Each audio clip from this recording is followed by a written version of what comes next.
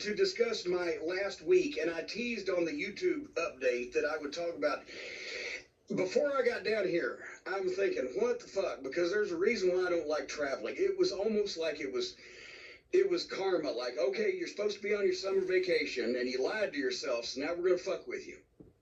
There was a traffic schmoz in Nashville. It took me an hour to go 10 minutes. There was a traffic schmoz between Nashville and Chattanooga. It took me another hour to go another 10 miles. Then as soon as I got to go up Mount Eagle Mountain, it started to rain on me. Then I got stuck in the rush hour traffic in Chattanooga. Then I managed to make my way to Perry, Georgia. Do not ever stay at the Hampton Inn in Perry, Georgia. I love the Hilton properties. I really do. I'm an honors member. They use their left and right turn indicators in their cars all across America. But I finally get out of this goddamn trip from hell out of the vehicle, and I get my room, and I go in, and it smelled like your grandmother's basement. They'd apparently had some type of plumbing fiasco, I guess, and even though that the room had no water damage, the humidity was 100%. It was mildewy, it was damp. It was like in a holding cell, and I was so tired, I said, fuck it, I'll spray a little air freshener, because, of course, that's in the toiletry bag, too. You never know when you need to freshen up your surroundings. And then I immediately went to sleep, and I wake up every hour with mildew, and now I'm naked, and my shit's already spread out, and I'm like, oh, fuck, so that was horrible. And then finally I get to Orlando the next day, and 15 miles from the hotel, there's the goddamnest thunderstorm, cloudburst, people driving on the interstate 25 miles an hour with their flashers on, standing water everywhere. It was a death-defying 1 hour ordeal to go 15 miles to get into this fucking hotel. And as soon as I pull up to the hotel, hallelujah, the clouds part and it's fucking sunny and fine. It was an ordeal, but I deserved it for lying to myself about my summer vacation. Anyway, I want to start by saying I appreciate all of the congratulations. I'm not sure congratulations are in order. You know, I've appeared on TV, as I mentioned before. I've done that many times. But a lot of people have said that on Twitter and on the internet, oh, we can't wait, Cornette's going to really do a great job in Global Force Wrestling. Or then there's, of course, the other side of the coin. The other people go, fuck Cornette, he's going to fucking ruin it, you know, because I'm such a polarizing figure. But I want to say for the people who loved the show and said that I made the whole thing great and you can just see me making changes already, thank you very much. But I did nothing but what I did. If I was involved in the segment and you liked it, I appreciated it. But as far as that, the fine folks who produce and create the program did everything else. I wasn't going to be Jim Cornette and come in and change everything and tell everybody what to do on the spot. I preferred to wait a day or two. But also for the people who didn't like the show and said, well, Cornette's spoiling it already. You could tell he's fucking everything up. I also say I didn't have anything to do except for the part that I was addressing. So I appreciate the positive, and I don't give a shit about the negative. But if you enjoyed me, great. And I was addressing the issues the corporate asked me to address, and that's what I did. And I was observing, because it's no secret, I've not watched a lot of modern wrestling, whether it be Global Force or anything else. So I was observing to give my recommendations, if they're asked for, and sometimes when they are not, on other talent or items that I would see, or matches or whatever. I was pleasantly surprised to find out that everybody's got a great attitude now here. We weeded out a few more over the week. The people who want to be on the team are here, and the people who don't want to be on the team are not. And I like that, because that opens up more opportunities and more space and more chances for people who do want to be on the team. And the thing is, I've always said, if you don't want to be working for the company you're working for, then leave. I have many times. But if you're going to tell them that you're going to work for them, you give them 100%, and you do your best until it becomes an untenable position to do so, which is the situation that occurred with me last, 2009. But it was amazing, Brian, because you take just 2 or 3 people out of an equation, and it freshens the air. So Now, let's not beat around the bush. Dix Carter's fucking idiot douchebag, and she nearly wrecked his company and drove it into insolvency, and she fucking parceled out pieces of it. It looked like Jim Baker splitting up the goddamn Carowinds amusement park, or whatever his, religious empire was called back then. Vince Russo, who obviously we need to go no further, is gone. It was a major cancer. And everybody else, and there's a few other people on the talent roster that were here in 2009 that they're not now, that make it easier to put this production together. But everybody else wants to be here. And one person I want to mention that I was sorry I didn't get to see because they couldn't come to terms was Elijah Burke, Pope D'Angelo De Niro, who is an old OVW guy, and he was gone by the time I got here. I was looking forward to seeing him, but they could not come to terms. Otherwise, it's a rebuilding period. It's a marathon, not a sprint. Like I said, there was a lot of damage done, but they are trying to move in the right direction. Even though I'm not a world traveler, the global partnerships are very important to the company because it provides them a pipeline of talent. Because as we all know, good talent, experienced talent, talent that can work major television productions is still thin these days because of the experience factor that most of the guys on the independents don't get.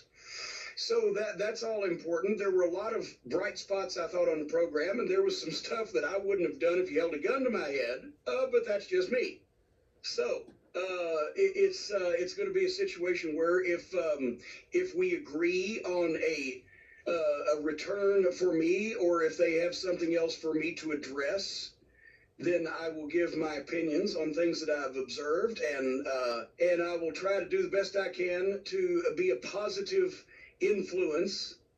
I did get a chance to talk to the Anthem folks in person and met a couple people that I've not met in person before, and I can say that everybody knows about the Hardy situation. I've made my feelings known about that, and that doesn't really change. I don't like the idea of promoters suing the boys for their gimmicks, at least, not for if you breach on a contract and no show and try to go to some other company while you're under valid contract or whatever. I can see a lawsuit there, but for gimmicks and intellectual property, I'm not with it. But that matter went to the attorneys and the legal folks before I was discussed with or thought about, so I can't really do anything about that. But I can say this to everybody: after my discussions with the Anthem officials, they probably will not be suing any of the boys for their gimmicks anymore going forward. Now that it's a learning curve when you get in this business,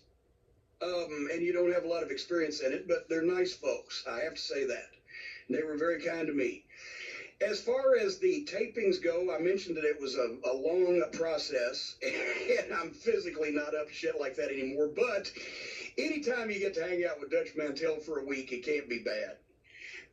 It was really great to see Dutch again, along with a lot of the other wrestling production personnel like Scott Moore and Abyss, and of course Double Jeff himself. It was 41 years ago last month that I went to work for Jeff Jarrett's grandmother, and 35 years ago last week that I went to work for his father. Wow. So I asked him what the Jarrett family retirement plan was, and I haven't got that package yet. I've always raved about trying for the Stewie Griffin compliment sandwich. I'm going for the positive. I've always raved about TNA's production staff, the TV production guys who do a tremendous job, sometimes under challenging circumstances. The producer, Keith Mitchell, the director, Dave Sahadi, ring announcer Dave Penzer just returned, and he's always good for a hoot. Jimmy Long, who's one of our OVW guys, Paradise, who's now in production in Nashville in the office and is a whiz kid with television production. It's great to see him. And I will say that I didn't get to see everybody on the talent roster, but I was really happy that not only is there some guys there that I know, but also some old OVW guys and some guys that I've had the opportunity to help train and work with in the past. Eddie Edwards, who obviously I know from Ring of Honor, I think is one of the finest young talents in the business. Chris Masters, Chris Adonis, who was an old OVW guy and is a great kid. Bobby Lashley, of course, one of the baddest men on the planet, former OVW guy. Cowboy James Storm, one of the TNA originals. Love seeing James. Matt Sydal, a hell of a kid. Wonderful talent. Glad to see him back in good shape. And the champion Eli Drake, who I just met, but he has a lot of potential and one of those attitudes from, the cocky young fellow. And, of course, whether you call him John Hennigan, John Morrison, Johnny Nitro, Johnny Impact, Johnny whatever, Johnny is a rock star, and we enjoyed having him in OVW. I've enjoyed seeing bits and pieces of him in the last several years, and he just debuted, and I think he's going to be a major, as JR would say, a blue chip player. He's going to make an impact, no pun intended. So you've got a good base of talent. We had some interesting matches. And I don't know what else to say. I'm up in the air because if they have things that they want me to continue to address, I will make myself available to them. I doubt very seriously if upcoming in the future I will do 6 days in a row of television taping again. It's difficult for me to stay away from home this long with the website business and etc. And also because I become homicidal after about 5 days away from the castle. But I didn't sign, as I mentioned on the YouTube update, any full-time or exclusive or long-term contracts or anything of that nature, not because I don't want to work for the company on an ongoing basis, but because I'm not going to sign anything full-time, long-term, or exclusive with anybody because I'm too old. So some people ask, well, what does this mean for the podcast? What does this mean for Cornette's Collectibles? Calm down, folks. Drink a bowl of Valium soup. Everything is fine. Can you think of anything else that people were setting their fucking hair on fire about that I've not addressed, that they need to know the answers to or they can't live a happy life this week? Well, in terms of what we do, of course, the drive-thru and the bonus drive-thru have both been on a little bit of a hiatus because of the scheduling, and we couldn't originally give that out and say, hey, Jim's on the way to Florida. But that's why the schedule for those shows has been a little off, but everything returns to normal next week, correct? Yes, and because I will be back home and I'll not be leaving home for a while. But yeah, the schedule just when you're getting up at 10 in the morning, take a shower and go over to the park, and you're there all day, and by the time you get out, if you get back to the hotel, it's just maybe just in time that room service is cut off. Although one night I was over there till fucking 10 minutes to midnight and ate at Denny's. So as you can see, I've been on a conditioning program, so there just was no time to work in a recording session or, to get the drive-thru done this week, but we will be back next week on our regular schedule because people are deprived when they don't get to hear the dulcet tones and words of wisdom that we provide. So, but I'm hesitant to say it, but I got a little bit of a bug being around some guys, like I said, like Johnny Impact, Eddie Edwards, and even Drake and Adonis and Lashley Stormside, guys that really take the business seriously, take their business seriously, and work hard and are main event players. And seeing so many guys behind the scenes and the production crew working hard to put the show together, the bug does bite a little bit. But I hope once again that I can contribute in some way while being a recurring character, but I'm not going to be beaten to death on television. I don't mean that physically. I mean, I'm not going to attempt to shove myself, nor will they attempt to shove me down anybody's throats, because I feel sometimes authority figures should be seen and heard. Other times they might just need to be seen, and sometimes you just need to talk about them. So hopefully I will not wear out my welcome. I think it's another thing we should just quickly address here, because so many people see you pop up on Impact, and their first thought is, okay, Jim is someone who's been a booker. He's been involved in that office previously.